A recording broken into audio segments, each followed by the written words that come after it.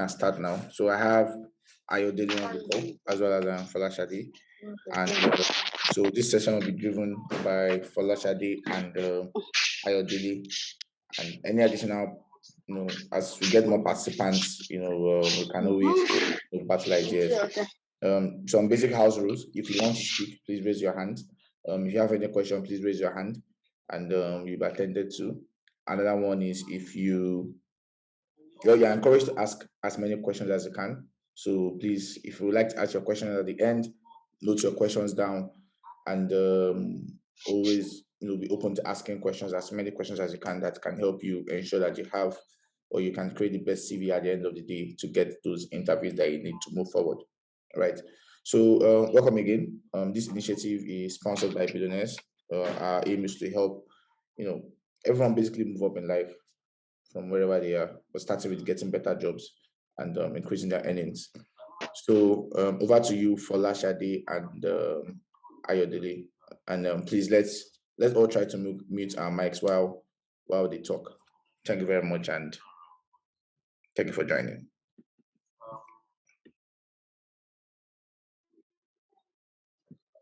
Okay, good morning, everyone. Thank you, Ade. This is Ayodele. Without wasting our time, I think yes, giving the ground rules. So I will just hand over to Folashade to take us through our presentation, and I think after she's done, then we can open the floor for questions, which will be answered by Folashade Akimboale. So over to you, Folashade. Thank you very much, Ade. Thank you, Ayodele. Can you hear me clearly?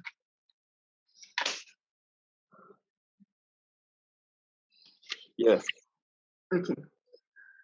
So good morning, everyone. I'm really happy to be here today to address the pertinent issue in the Nigerian job market. And I'm happy to finally happen because I know I've had about the quality of CVs from the group. Sometimes it's not the goal, and I was taken aback because this is and it is obvious that you need to remain competitive, and to do that, there are some mistakes that we still make, and there's a need for some typing of. So I'm happy this is happening today. This will be a really quick session, and that's because I'm probably not here to tell you what you know. I would like to think that I'm here to tell you what I know. So please can you mute if you are not, if you have anything to say. Okay, going straight into the point. What's resume point? So we're just a registered HR agency, and our focus is on improving the Nigerian job market. How are we doing this? Meeting demands and helping clients position themselves, sell out themselves in the best way possible. By helping with their CVs, they're helping with their cover letters, applications, and whatnot. What we also do is providing staffing needs to businesses in Africa. We have focus for growing businesses. These are some of the recent recruitment that we've done. I've tried to unpick from different sectors.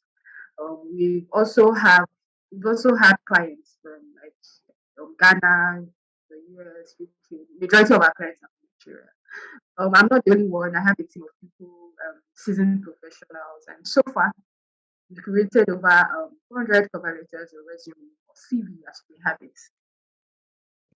So let's even look at, before we go into the business of CV or resume and what the problem is and what the problem isn't, I think we should look at some of the pain points that some of our HR executives have mentioned. So what I did was to reach out to some of my HR bodies from various sectors. I made sure that I covered like tech, fintech, other sectors. And here are some of the things we mentioned. Someone said one of their pain points is that they keep saying big experiences in CV. Someone said the CVs are too long and I don't have that time. Which is why maybe when we delve further, you understand why this is a pain point, right? I usually say that people should adopt this formula. For 0 to 2 years, have a one-page CV. for 3 years to 5 years, which would most likely fall between the experience higher segments. Have like 2 pages, but for like if you have expenses for 5 years and above, you're allowed to have like 3 pages. So I don't see why you have like 0 to 2 years of experience and you're having like over 2 pages of CV. Who has that time? What exactly? Just go straight to the point. So I usually tell people to follow that method, and the resume point, that's what we do as well, which is why we usually ask for the years of experience before we do. Someone said poor grammar, obviously. Um, there's a rule that says that when you're writing or crafting or curating your CV, you should use action verbs. Use the right action verbs. Just go straight to the point. It's not that hard. It's just a rule, right?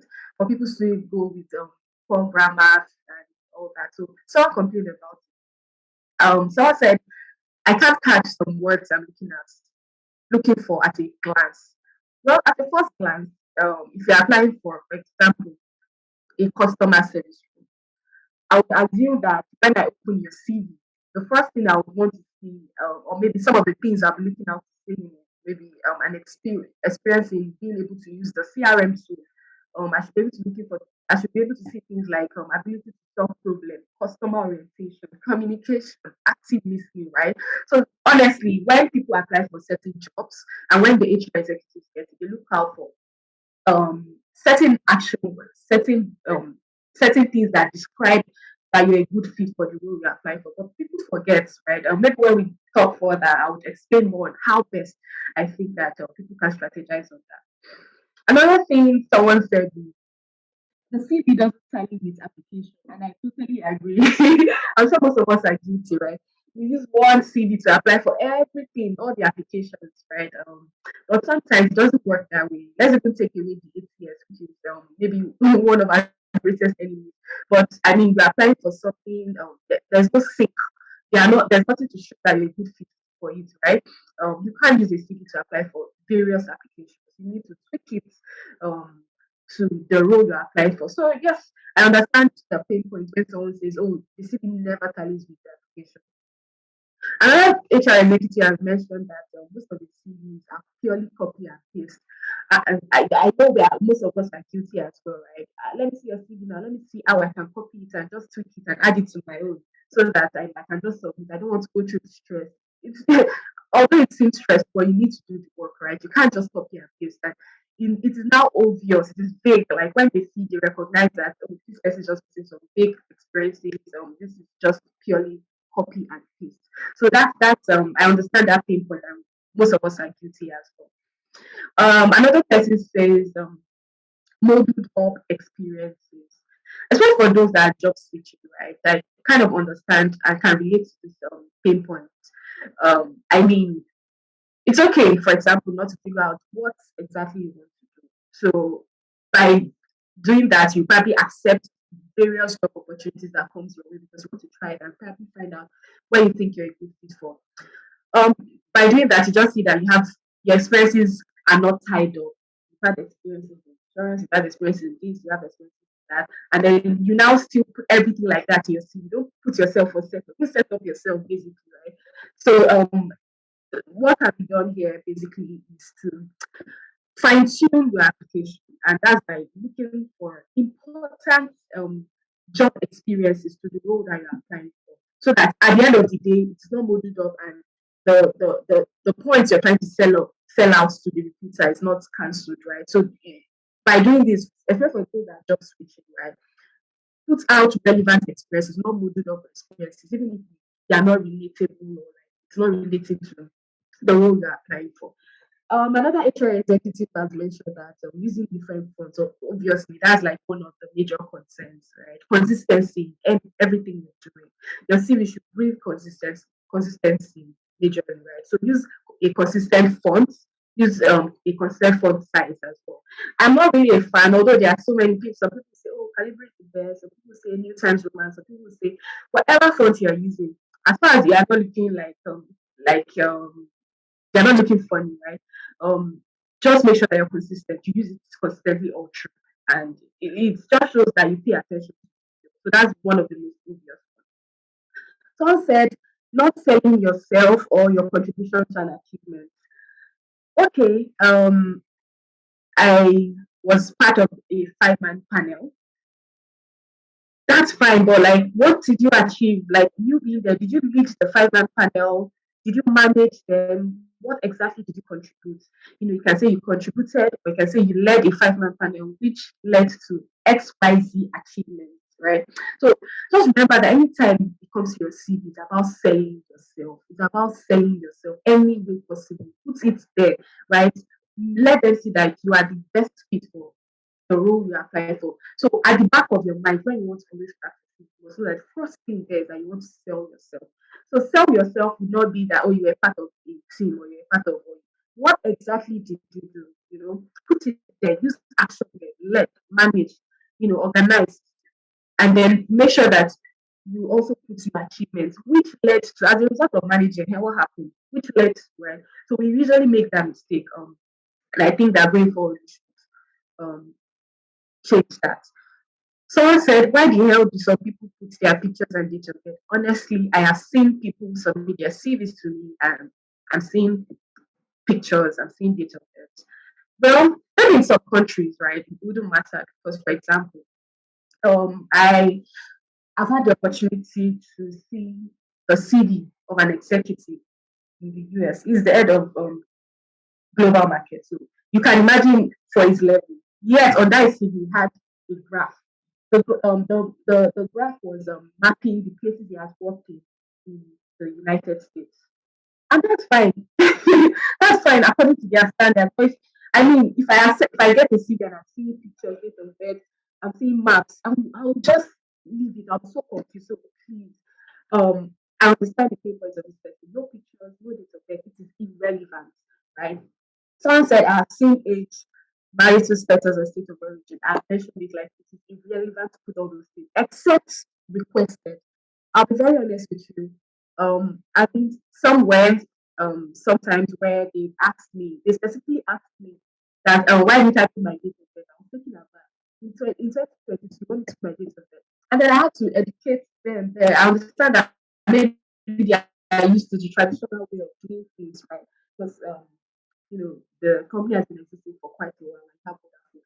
And I explained to them that, see, it is not relevant, right? You're not going to employ me based on my marital status or my age or my state of origin, which is why I haven't put it, but however I'll put it. So I set requested, but I don't see why I should be seen in the marital status. It is not needed. One of the HR executives said the most common mistake is having like 2 to 3 pages only to find a lot of blank spaces. And that's relative. I get a CV of 2 to 3 pages. I open it and I've seen that the space could have been better managed. So I understand the pain point. NYC certificate, this is the most recent one. I've also seen someone attach his NYC certificate and also put his NYC details as an experience. It's not an experience. You can follow that certification, right? Or certificate, but it is not an experience. It is not. It shouldn't be there, right? Terrible use of space. I've mentioned that. So I said I don't even get to see the CVs. The ATS does that. I just want to get to the ATS, which is the automated tracking system. I'll speak more about that, right? But this just shows that sometimes these HR executives are not the ones handling the CVs before it even gets to them, right? There's something called the ATS, which is like a bot or like an application rather that just does all the job for them. I mean, we know what the unemployment is, so people are applying for so many jobs, and nobody has that time to be going through CVs. So companies that can afford it will actually buy the ATS, and that will put you in a bad position. So what are some of the CV mistakes that you are making practically? I'll just breeze it over this. So the first one is that you are using a single CV for all your application. I think I've mentioned it before. You cannot use a single CV for your except you're applying for a specific role, right? So your CV has already been prepared for a customer service role that you're applying for.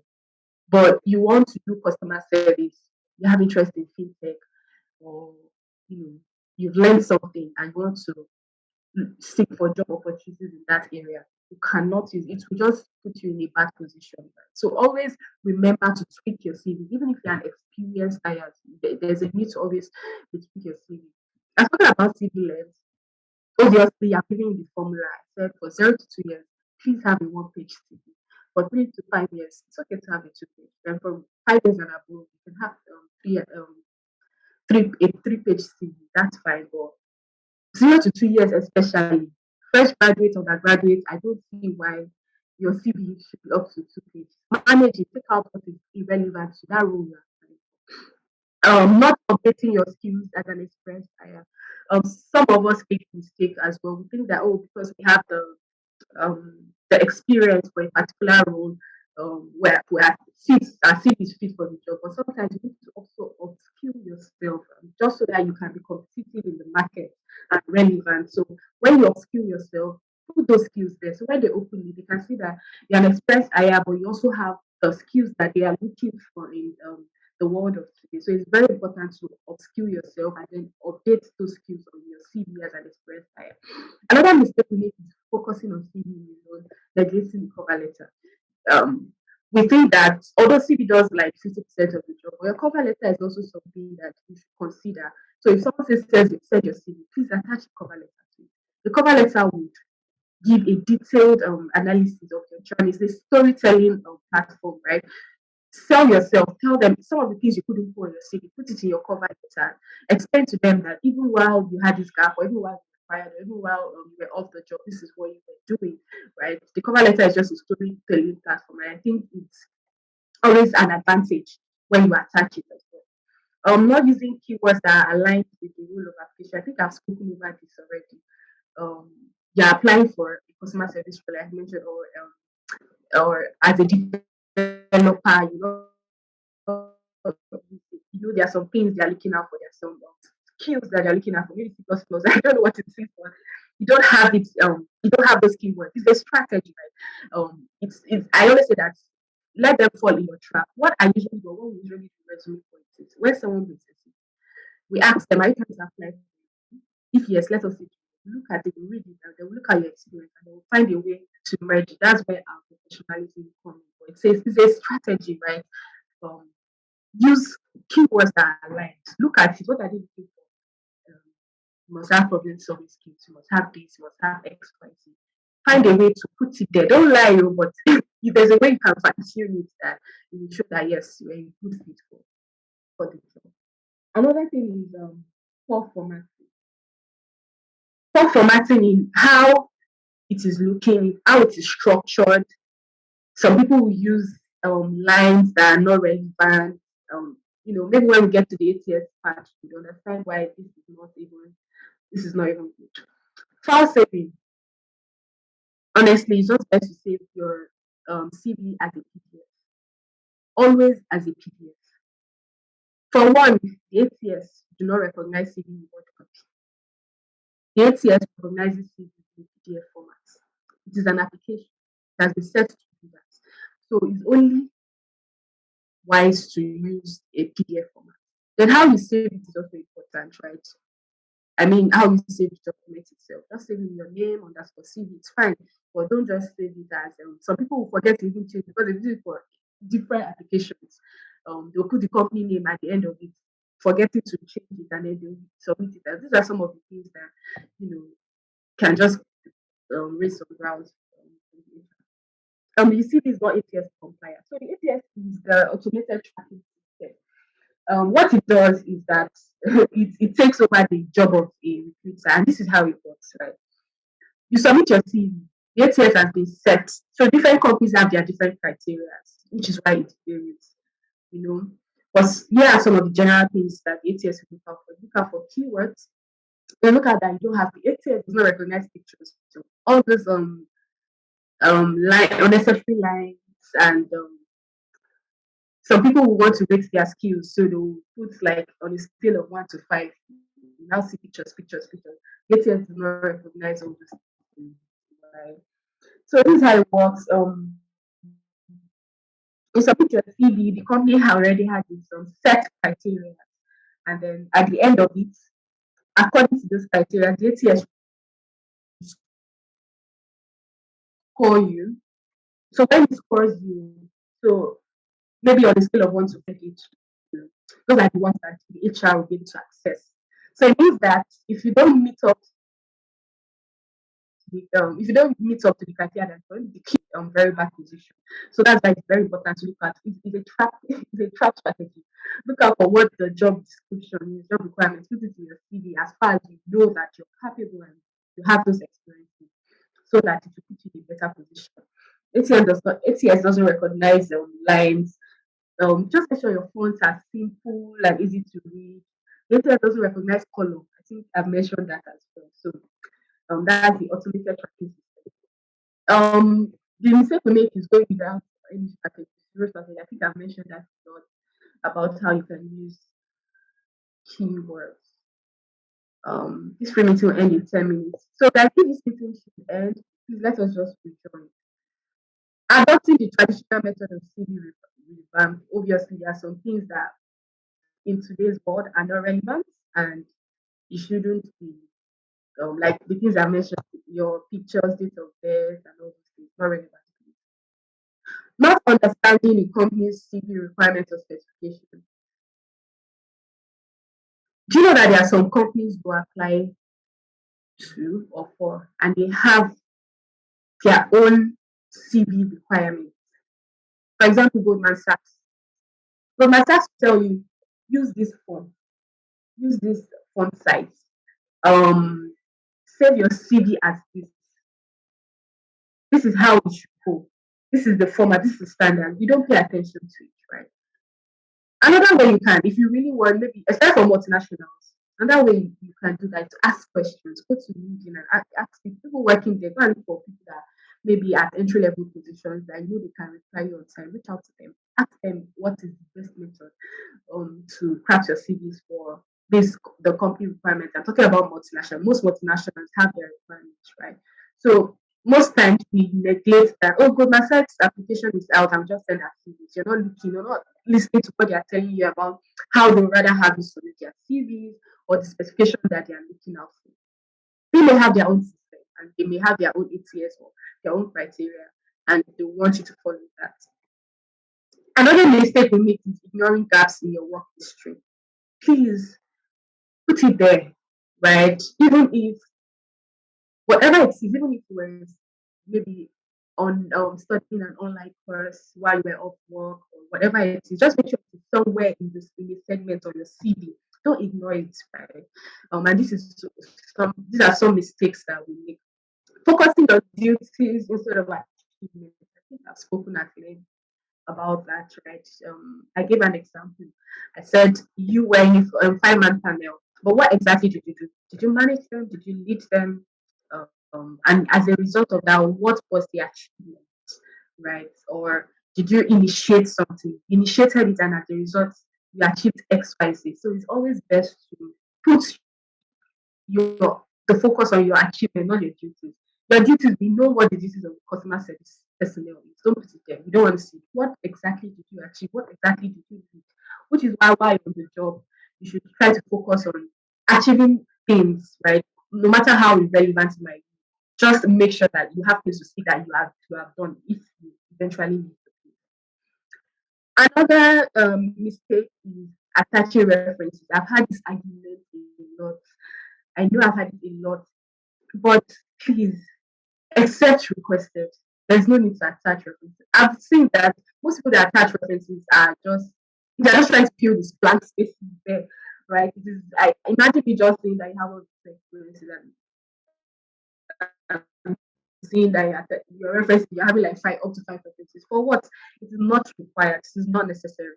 So I think that these are sort of some of the mistakes that we make while making a CVs that puts us in a very bad position. Okay, so before we go further into how you can craft your CV, are there any questions? So it's not just me talking. Do we have any questions?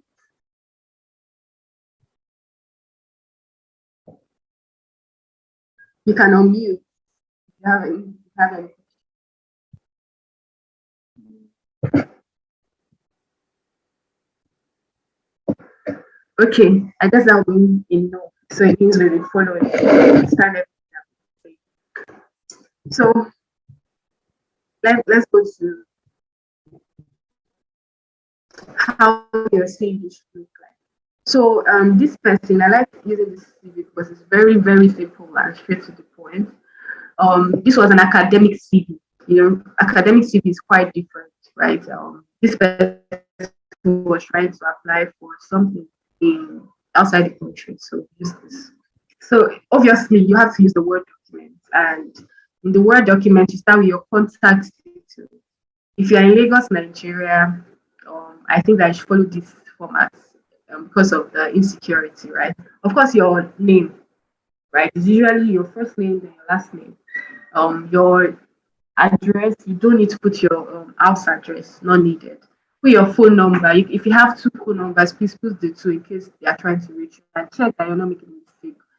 Then your email address, your Yahoo or your Gmail, just put it there. If you have to, please put it there. But most likely put the most official one that you know that you're likely to check from time to time. The next thing will be your profile statement. Your contact details should be in the middle of the page. Make sure that everything is aligned. I know there's a one by one rule as to alignment, but that's not really a focus. So the next thing will be your profile statement. A profile statement is just a summary that describes your experience or your profile. For people that have been in the work environment, to be your that describe your work experience, right? If you're a student or if you're an undergraduate or a fresh graduate, you're describing your internship experience. But if it's for an academic purpose, you know that you have to tilt it towards your academic achievements, right? So usually, I usually say that for 0 to 2 years, please, what profile statement are you putting there? Except you had several internships as a fresh graduate, so you have several internships that now describe that you have a work experience, you have a career trajectory towards a particular path. And then you can have something to put there. If not, for fresh graduate or undergraduate, please let your education just come first.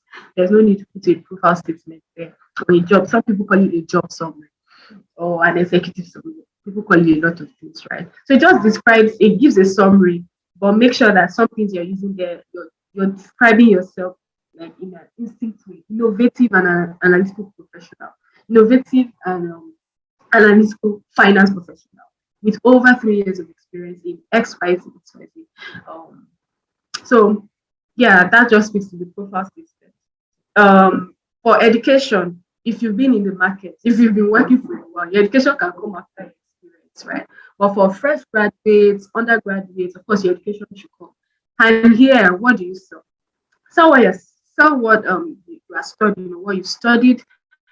Sell your CGPA if it's a good one. Even if your CGPA is not a good one, but you did some courses in school that maybe might be relevant, especially because you're starting off your career. For example, if you studied finance and you did maybe portfolio management, you did business administration, all those international studies and all those courses that give us a dig in school, put it there. As far as you pass those courses, and you can speak to it when you need to speak to it. Until you sort out what career path you're trying to follow, I think it's important that you sell yourself out. That you don't have a great CGPA is not the end of it. Make sure you sell yourself through the courses that you took in school. That's one thing I always forget.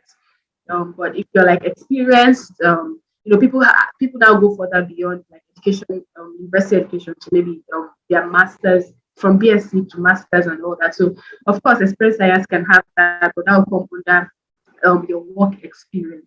Except it's an academic CV, then of course education should come first, like you can see here. Then your work experiences or work experience, right? It should be from present to past.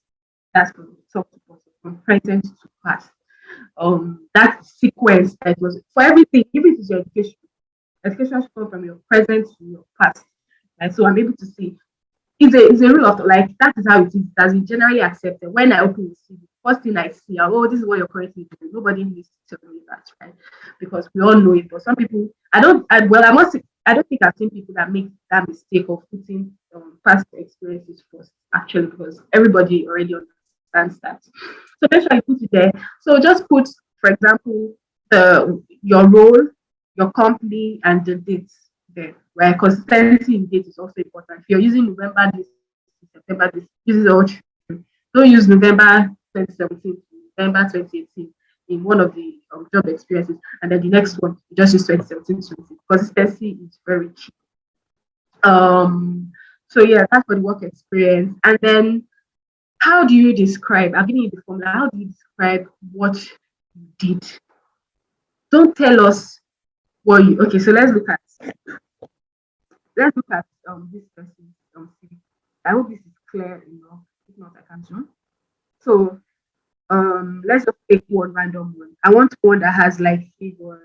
Okay, she said she was a business supervisor at Mommy Joe's Kitchen. Okay, what did you do? Minimize the cost incurred by the company by researching and adopting different cost alternatives for our materials, thereby reducing the cost incurred by 27% over budgeted cost. If I'm interviewing this person, I would want to know if you're telling lies or if you're speaking the truth. So how did you do that? What strategy? What model? What methodology? Explain it to me. Do you understand? These are interview calls. This tip is already driving interview conversations, right? I mean, interview questions. So obviously I can see that this person has like can manage people or also have some finance experience or in terms of managing costs or cost management experience and things like that, right? So that is why I say focus. Let your work experience focus on what you achieve, which is why while you're in a job, focus on achieving things, no matter how small they can be, right? So that you can have things to speak about for yourself and don't not just I mean, some people say, "Oh, customer service role." I am, you know, I spoke to customers, or that role just show that they were speaking to customers. Like we already know that is what it is. What exactly did you achieve? So that's the focus on that work experience. And I've also made sure that you come from present to past, consistency as well. Use action words. You can see provided, analyzed, utilized, managed, liaised, and all those things. So for the present, for the ongoing experiences or like ongoing experience, I can see what this person did. Said liars with over 400 clients, which contributed extensively to improving my communication. Do you see that? So it is an ongoing experience, but she used liars, not liars, right? So it's showing that this is what she has achieved. Meanwhile, because it's an ongoing experience, she said, I oversee 8 employees. Maintain, not maintained, because it is an ongoing experience. That's what she does on the But you can see that she has also mentioned some of the things she has achieved while on the job. So these are some of the strategies that we usually know. After that, obviously, your certifications should come. Most of the jobs you see today, CFA is an added advantage. ICANN is an added advantage. ACCA is an added advantage. So obviously, certifications are really important, right? Some people like to put ICANN under education, right? Well, I'm not so bullish on that. I think that ICANN should come under. It's a certification when they are giving the certificate of, right? So I think it should come under that. Then for people with more years of work experience. So after like your work experience, you do your certifications, which is always an added advantage. And then if you don't have certification, there's training, right? Some people don't have certification, but you must have participated in some sort of training. If you haven't, then there's always a need to. The training could be a virtual course. The training could be anything. It could be on Udemy. It could be on anything. As far as it is relevant, that can help you think better and strategize for that job. As far as it can help you think better and strategize for that, right? So you should put your training there. There's a problem if you don't have certification, but you're not doing anything towards actually trainings. Go online. These things are really free for us. It's like there's some what's it called? There's some training online that are free for the African region. Look at it, make the effort, make sure you do it. So that I can put something. Like if people come to me and say, "Oh, for like, I don't have a work experience, but I don't know how my CV, I don't know how to do a CV because I don't have the work experience." There are things you can actually fill it in with, right? And there are some things we don't even think about or consider as work experience. Work experience is not until you work in a corporate environment or in a 9 to 5. Do you understand? Some things you do on a daily basis build some that has helped you gain some skills sometimes. I'm not being considered, but these are some of the things you can fill your CV as an inexperienced person. Then your skills and interests. I really love this part. So people ask, well, what's the difference? What's the skill? What's the interest? So interests are things that like you developed some sort of intentions towards, like maybe for example, I am a developer, right? My skills as a developer are probably um maybe robotics or maybe or programming or C plus plus, all these things I used to say. I don't know what to say. Those are your skills. Your skills are things that no, they were not born with you, but you trained yourself either by practice, right, or by training, whatever, over the time, and now you can do this. Those are your skills. But your interest as a developer will be, oh, I'm interested in gaming. I don't know about it, but I want to know about it. So maybe I'm making an effort towards learning gaming or something like that. Or um, as a customer service personnel, maybe your skill would be what's it called now? The ability to use like CRM or maybe um, PowerPoint or Excel, Microsoft Office tool in general, or some of those things that are relevant. But your interest would be that maybe you're interested in finance, so maybe you're learning something in finance. It could be anything at all, right? So those are the different. But your skills, some people like to separate their hard skills from their soft skills, but I just like to put it together. Analytical skills, tell you that's another specified must have XYZ skill. Must have. I don't think that you want to apply for that job, but you cannot put so even if it's some, not all of the skills. At least put 3 out of 5 of the skills in your CV. You know, but you must be able to do them. You must know them. If you put Excel, right, during interview conversation, they'll ask you, and I'll ask you, okay, how good are you at Excel? What exactly can you do on Excel, right? So please look at the job description, look at what they are looking out for, the skills they are looking out for, and make sure that you put it there, especially if you're able to do analytical skills, problem solving skills, all those things, put it there, they're all skills, right? And then maybe under your interest, some of the things that interest you can put that.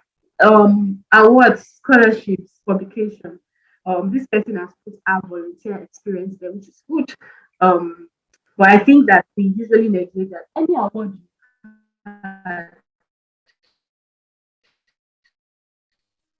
any scholarship, not just any award, scholarship.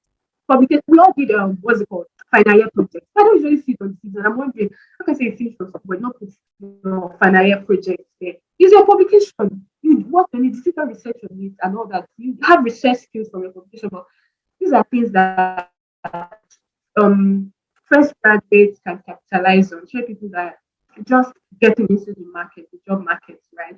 Please build on your publication, build on the things that you did while in school as well. Put your scholarships if you have any, put your awards if you have any. And I think that if you follow this format, that will be fine. You can see how rightly aligned this CV is. Nothing is falling off the alignment in terms of how straight it is. You can see the dates as well. You can see consistency. Just I can just open it and look out for what I'm looking for. Depending on what this person is applying for. So yeah, that would be all from me.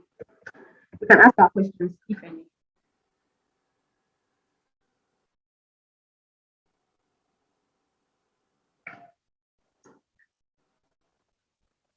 Okay, thank you, Fola, for that wonderful presentation. I think we've gotten to the questions and answer time now. So if you have any question on CV writing or on CV writing, please unmute your mic and ask our facilitator. Thank you.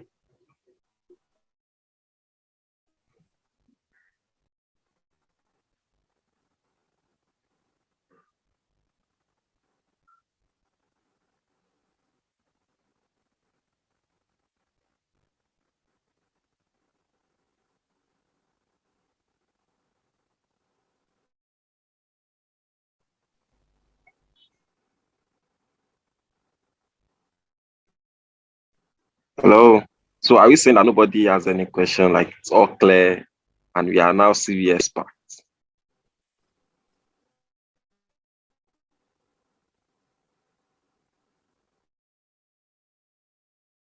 Okay, I have a question. Hi, everyone. Go ahead. Hello, thank you so much for the presentation. Okay, first of all, I want to ask that in a situation where you have like 2 years experience and you're trying to come up with your CV, and you know that from what I've learned today, I learned that okay, I should include my roles and also my achievements. So, like, how are you able to merge your roles and achievement without having more than one page CV? So that's what I want to ask. Did you get my question? No, sorry, I think that's the last part. How do you do what? How do you merge? Let me say you have like 3 years experience, and like, how do you now merge your roles? Because obviously you want to tilt your CV based on the duties, the roles of the applications, and you also want to chip in some of your achievements in the let's say on your CV. How are you going to now merge it so that you won't exceed one page? Because even without your achievement, you are basically still struggling to manage the one page. I don't know if you Okay. understand. Yeah, I understand what you're saying. So, if I'm going by the formula I created, I said 0 to 2 years, 1 page, 3 to 5 years, 2 pages, right? And then 5 years after, you can have like 3 pages or whatnot. So obviously, like if you apply for any the most relevant expenses, there are some expenses that when we get to like 3 years, 4 years, 5 years, they are no longer relevant, right? At that point, maybe you already have a specific role or specific sector that we're looking to apply for. So some things that become irrelevant and you need to take them out, right? Maybe when you intend for your NYC or things like that, you can take it out. Another thing you can do is to um streamline the action points of what you've done, right? Some people usually have like very lengthy action points. They can have up to 5 action points. I mean, look at what you've achieved and find a way to make it as concise as possible and then put it in a bullet point and take out unnecessary things. I believe that you should have a 2 page CV. Look out look out for what you're looking out for in the job application and make sure that it is meeting up for the role you're applying for. And I guess that with that you shouldn't have unnecessary information. However, in your cover letter, you can have a detailed explanation, if you may, of some of the things maybe listed on your CV, as far as you have the important points on your CV.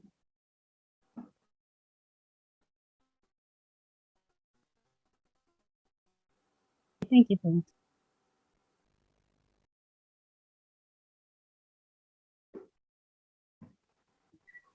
Okay, thank you, Fola. Is, is there anyone that has question for our facilitator? Please unmute your mic and ask a question.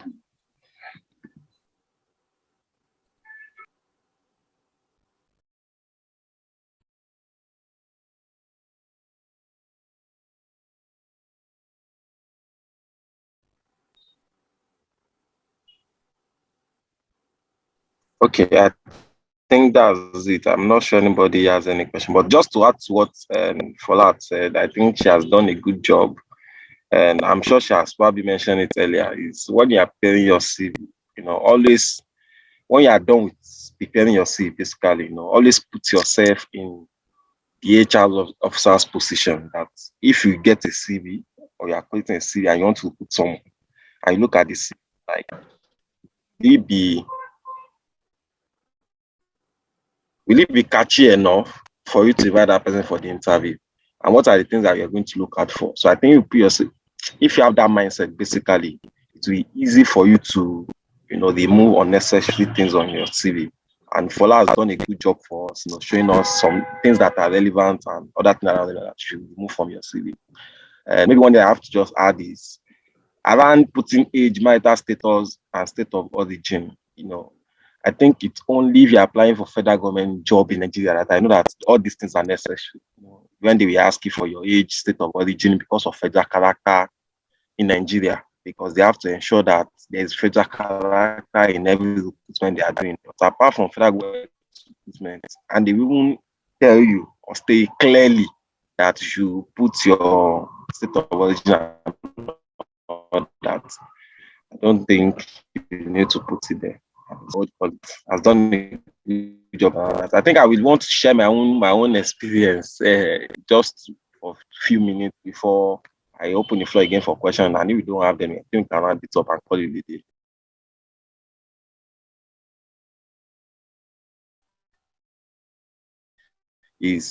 It was when I started looking for a job. I had a CV, and on my CV, under interest, really, I put watching seasonal movies, such as I put examples on a Trump show at that time. I'm trying to remember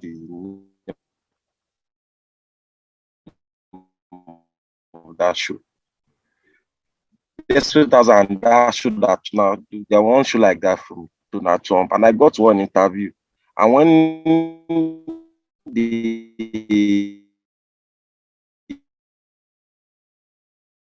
the panel look at my CV, one of the panelists, that was what she looked at for. Like, she just saw the part where I said, watching cinema movies. I just came from school then about my, like the course I study and some